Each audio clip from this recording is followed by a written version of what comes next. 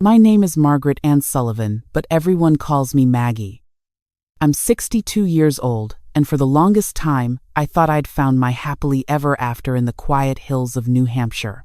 After my first husband passed away from cancer 15 years ago, I never imagined I'd fall in love again. But then I met Robert at a community health fair in Concord.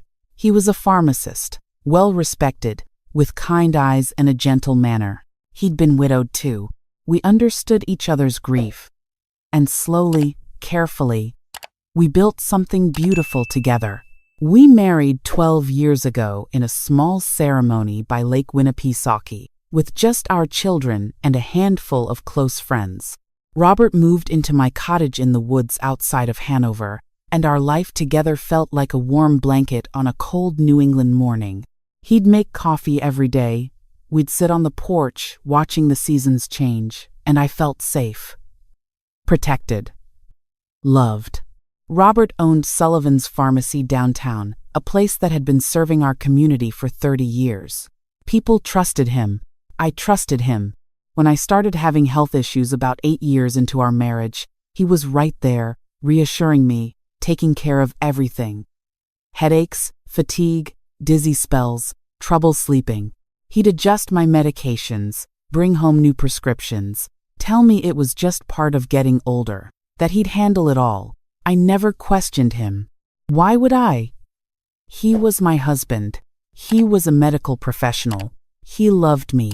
But last October, everything I believed shattered in a single doctor's appointment. I'd been feeling worse than usual. The fatigue had become overwhelming. I couldn't remember simple things, like whether I'd locked the door or turned off the stove. My hands trembled. Robert kept saying it was stress, maybe early dementia, that he'd adjust my medications again. But my daughter, Emily, who lived in Boston, came to visit and was alarmed by how I looked. She insisted I see a new doctor, someone outside of our small town, someone who could give a fresh perspective. I agreed, mostly to ease her worry. Robert seemed hesitant but said if it would make Emily feel better, he'd support it. He even drove me to the appointment in Lebanon, at a larger medical center, with a geriatric specialist Dr. Emily had researched. Dr. Patricia Chen was a woman in her 50s with sharp, intelligent eyes. She spent the first 20 minutes just talking to me, asking about my life, my symptoms, my daily routine. Then she asked to see all my medications. I pulled out the bag I'd brought, 8 different prescription bottles, all filled at Robert's pharmacy. Dr. Chen spread them out on her desk, reading each label carefully. Her expression changed. She looked up at me, then back at the bottles, then at me again. Mrs. Sullivan, she said slowly, who prescribed all of these for you? Different doctors over the years, I said. But my husband fills them all. He's a pharmacist. He manages everything for me. Her face went very still. Your husband is your pharmacist? Yes, Robert. He owns Sullivan's Pharmacy in Hanover. He's always taken such good care of me.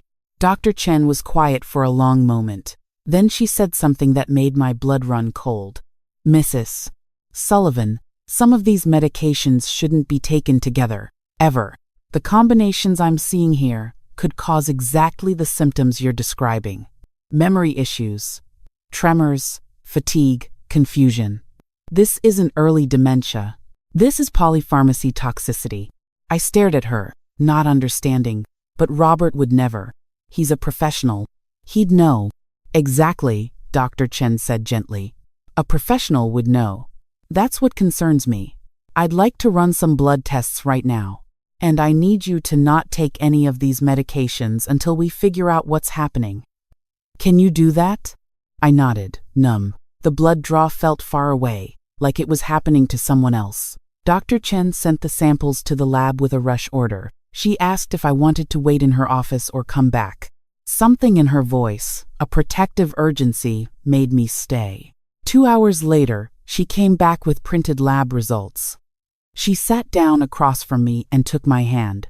Maggie, your blood work shows toxic levels of 3 different medications. levels that suggest you've been taking far more than the prescribed doses, or that the medications have been altered in some way. Combined with the drug interactions, this is causing serious harm to your body. If this continues, you could have permanent organ damage, or worse. I don't understand, I whispered. I only take what Robert gives me. He fills my prescriptions exactly as the doctors write them. Doctor. Chen's expression was pained. That's what we need to investigate.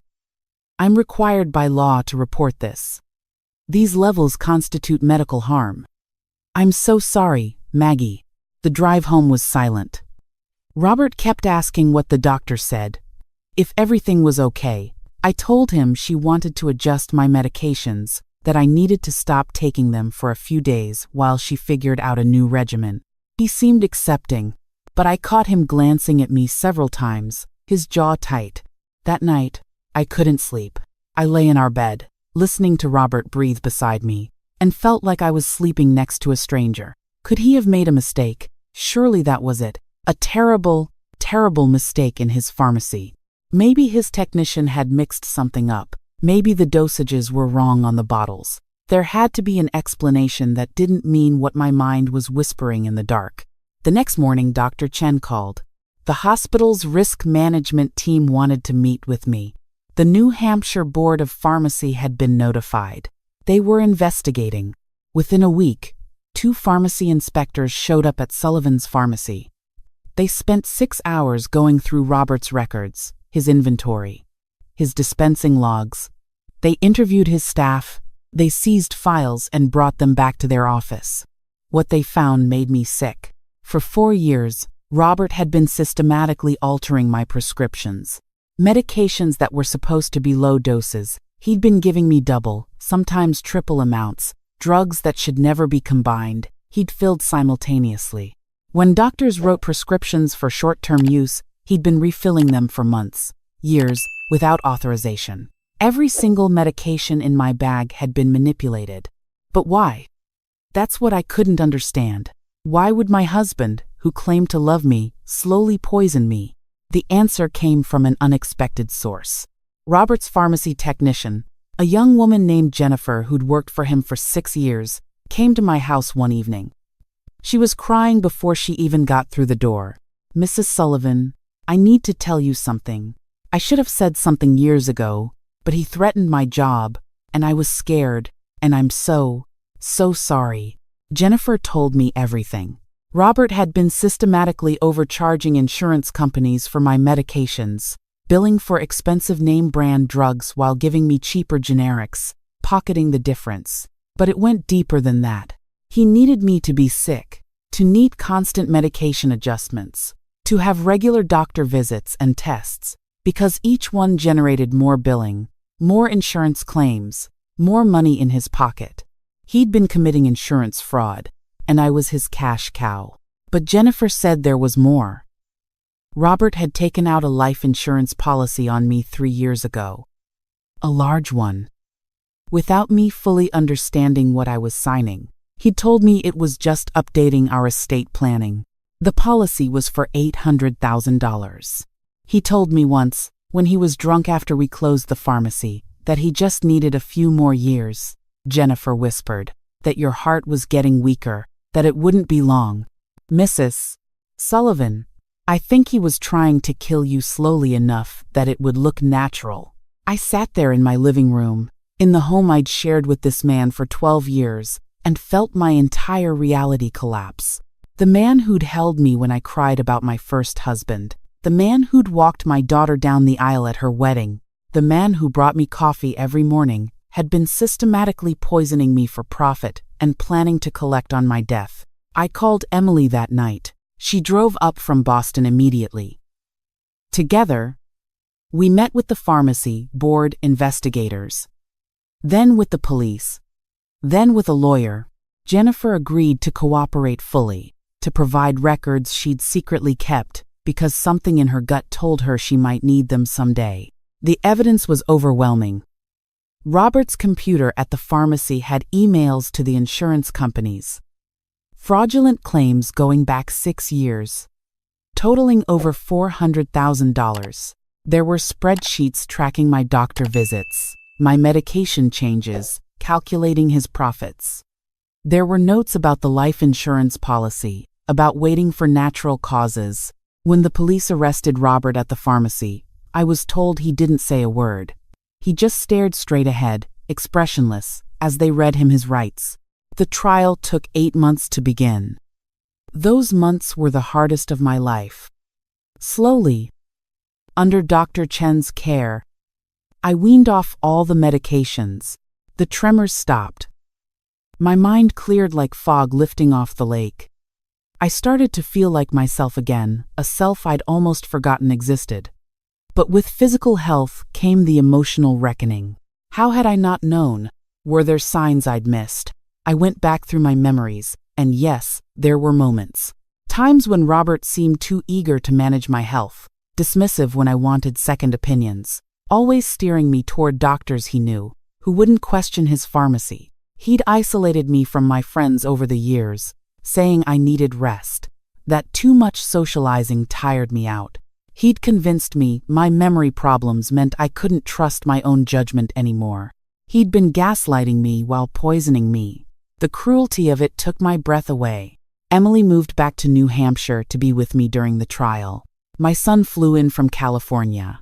Friends I'd lost touch with reached out when the news broke in our small community. The whole town was reeling. Robert Sullivan, trusted pharmacist, pillar of the community, had been systematically harming his wife for money. The prosecution was led by a sharp young attorney named David Morrison. He walked the jury through every piece of evidence. Altered prescriptions. Fraudulent insurance claims. The life insurance policy. Jennifer's testimony was devastating. She described, in detail, how Robert had instructed her to fill my prescriptions differently than written. How he'd laughed about insurance companies being too stupid to notice. How he'd talked about me like I was a business investment, not a human being. Robert's defense was that Jennifer was lying, that she'd been the one committing fraud and was now trying to frame him. But the evidence was too strong. The computer records, the handwriting analysis on the prescriptions, the financial trail, all pointed to him. The medical expert testimony was what sealed it. A pharmacology professor from Dartmouth explained to the jury exactly what Robert's drug combinations had been doing to my body. How my liver had been damaged. How my heart had developed an arrhythmia. How my cognitive decline had been chemically induced. He said if I'd continued those medications for another year, I likely would have died, and it would have looked like natural causes in an aging woman with multiple health conditions. I sat in that courtroom every single day and watched my husband of 12 years avoid my eyes. He never looked at me once during the entire trial. The jury deliberated for 4 hours. Guilty on all counts. Insurance fraud, reckless endangerment, attempted murder, and 10 other charges I could barely process. At sentencing, the judge said something I'll never forget. He looked at Robert and said, "You took an oath to do no harm. You used your professional knowledge and your intimate access to your wife to systematically destroy her health for profit. This is one of the most calculating, cruel betrayals this court has ever seen." Robert was sentenced to 25 years in prison. He'll be 90 when he gets out, if he lives that long. Jennifer received immunity for her cooperation, but she lost her pharmacy license for not reporting the fraud sooner. She moved to Vermont, the last I heard, working in a grocery store, trying to rebuild her life. I don't blame her anymore. I understand fear and what it makes us do. The insurance companies recouped their losses from Robert's assets. Sullivan's pharmacy was sold. I kept my cottage, and the court ordered Robert's half of our marital assets to go toward my medical care and recovery. But the hardest part wasn't the trial or the aftermath. It was learning to trust again. Trust my own judgment. Trust medical professionals. Trust that when someone says they love me, they mean it. Dr. Chen became more than my doctor. She became a friend. She connected me with a therapist who specialized in trauma from intimate partner abuse, because that's what it was. Even though Robert never hit me, even though his weapon was pills instead of fists.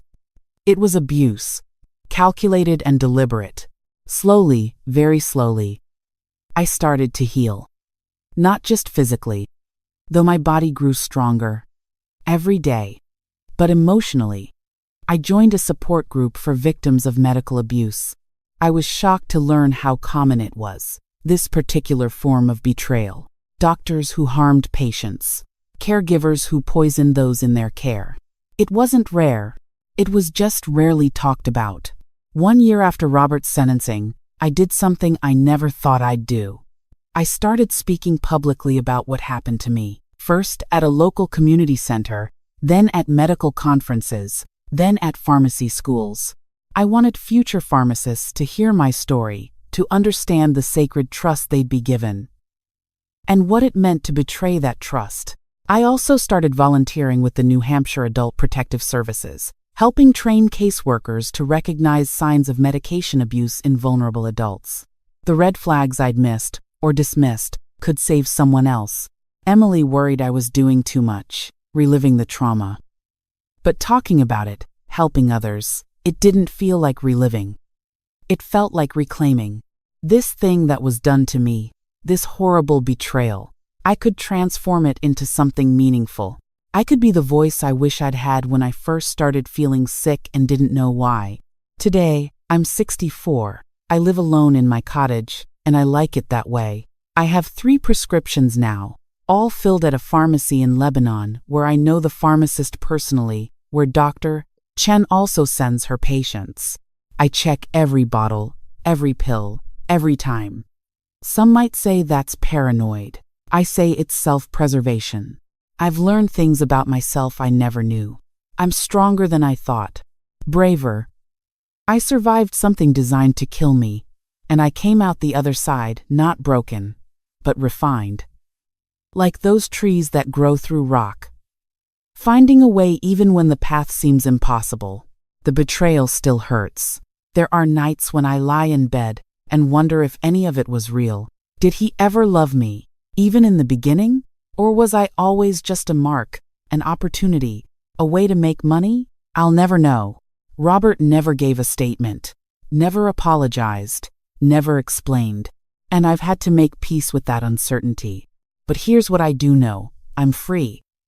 For the first time in years, my mind is clear. My body is mine again. My choices are my own. I take morning walks through the woods behind my house, breathing air that smells like pine and possibility. I have coffee with friends, real friends who've stood by me. I'm teaching myself to paint, something I always wanted to try, but Robert said would be too stressful for me. Last month, I went back to Lake Winnipesaukee, to the spot where Robert and I got married. I needed to see if I could stand there without falling apart. And I did. I stood there, watching the water, remembering the woman I was 12 years ago. She was hopeful and a little scared and ready to trust again after loss. I whispered to her, across time, "I'm sorry I didn't protect you better. But we survived, and we're okay now." The wind off the lake was cold, but the sun was warm on my face. And for the first time since this nightmare began, I felt something I didn't expect. Gratitude. Not for what happened, never that, but for what I discovered I was capable of. For the life I'm building now, brick by careful brick. For the people I'm helping. For the simple, profound gift of waking up each morning in a body that belongs only to me. Sometimes people ask me if I'll ever marry again, ever trust someone that deeply. I don't know. Maybe someday. Or maybe this chapter of my life is about learning to be whole all by myself, not needing another person to complete me. What I do know is this. I am Margaret Ann Sullivan. I am a survivor. I am 64 years old. And every day I'm here is a day Robert didn't take from me. Every breath is a victory. Every moment of clarity, every steady heartbeat, every clear thought, they're all mine. And sometimes, on the really good days, I think that's not just survival, it's triumph. The quiet in my cottage isn't empty anymore. It's not the silence of being controlled, medicated into submission, gaslighted into doubting my own reality. It's the peace of a woman who faced the worst betrayal imaginable and came through it with her soul intact. I water my plants, the ones that nearly died when I was too sick to care for them. They're thriving now, reaching toward the windows, vibrant and alive, just like me. And when the sun sets over the New Hampshire hills, painting the sky in shades of orange and purple, I sit on my porch with my cup of tea. The one I made myself, that contains only what I put in it, nothing hidden, nothing meant to harm. I breathe in the evening air. And I smile, because I'm free. And that's everything.